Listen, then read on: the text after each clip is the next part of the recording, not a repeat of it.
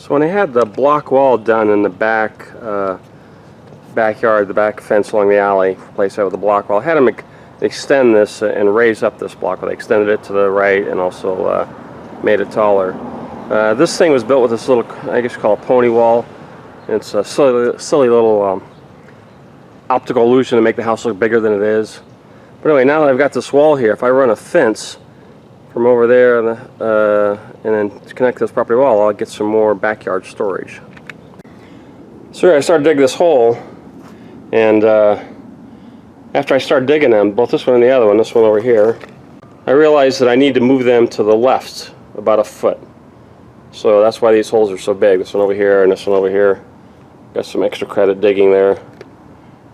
But anyway, once I get these posts set, then I can run that fence along there.